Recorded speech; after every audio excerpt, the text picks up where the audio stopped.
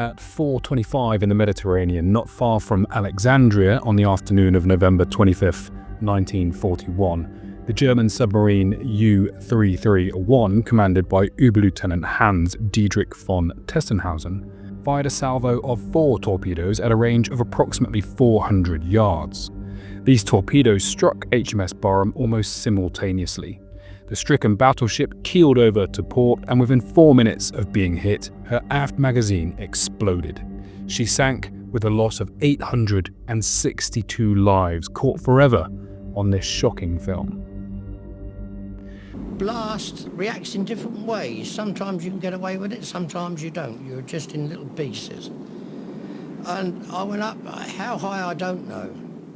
It's strange really what you think of when under those circumstances. I was checking all my limbs to see if I got all my limbs before I hit the water.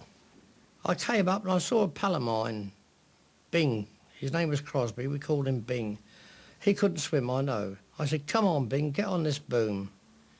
But unfortunately the boom kept rolling and rolling and rolling, and I think he muttered something about he'd lost his legs, and he disappeared below the water. So now going to look at this footage again to show you the sailors perilously clinging to her hull, no doubt expecting a rescue. And you can see them slide into the sea as the mighty vessel explodes. Now, it is believed a catastrophic explosion was caused by a fire in one of the aft 4-inch magazines, so it wasn't the main armament, but this quickly spread to the magazines of her 15-inch guns, igniting the propellant and explosive materials stored there. And you can see here a propellant and fuel mix in the explosion footage.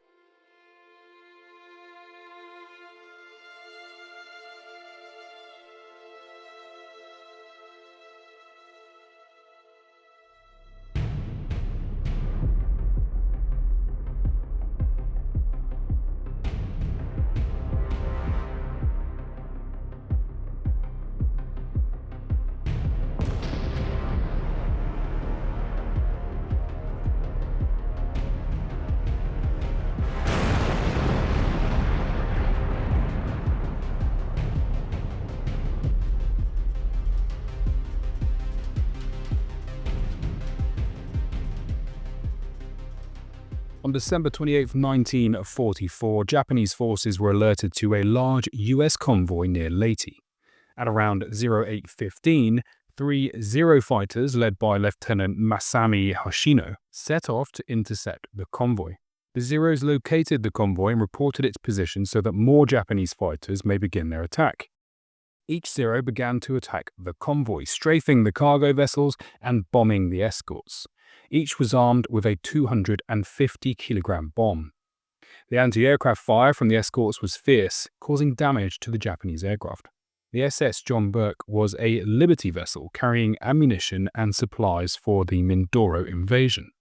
It was loaded to the gunwales, packed with explosives. Lieutenant Hoshino wrote to his family, "I am making a sortie to attack. I have no regrets in my heart and I am doing well. My men are also doing well. Everyone, take care." One of the Zeros, damaged by the anti-aircraft fire, crashed into the cargo hold of the SS John Burke. The explosion was like a nuclear bomb, damaging multiple ships nearby and sinking others. Some even reported that they thought they'd been struck by torpedoes.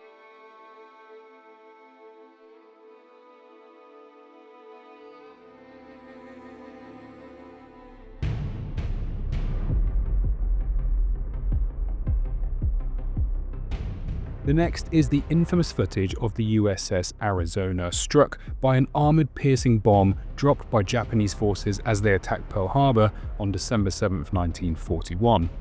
Now, this attack was the 9/11 of this generation. It would launch hundreds of thousands of men to war. You're on the port side of the ship, about midships, and we have a very dramatic feature. This is a hole through the upper deck made by a armor-piercing bomb. If it was one of the 16-inch ones, it would have been about this diameter. Although the reports indicate it might have been a 500-pound bomb. In any event, it went decks down, through the executive office's office, which is right here, into a meat locker and detonated.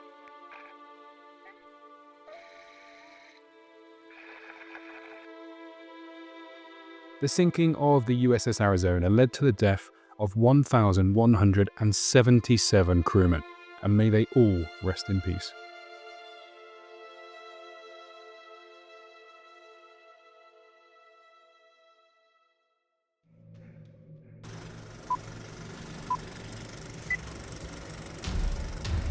I'm now going to show you some footage from some videos that you might enjoy that I've made previously. So this channel is really about exploring battlefields and taking you along with me as I try to explain what happened, why it happened, whilst also providing some military context as a British Army officer. Now in this video I visited Omaha Beach to find the locations of some of this famous footage. I visited the bunkers, the defensive positions, and sadly the locations where these brave soldiers fell.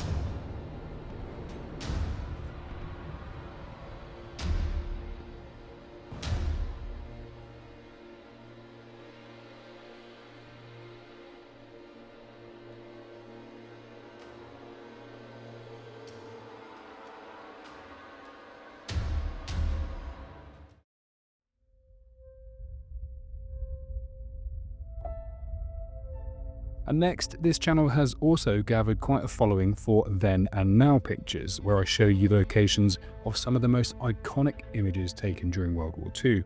And I do this all over Europe, but I mostly do it from beautiful Normandy. So if you enjoyed these videos, I've added some links right at the end here, which you might like to try out. Until next time.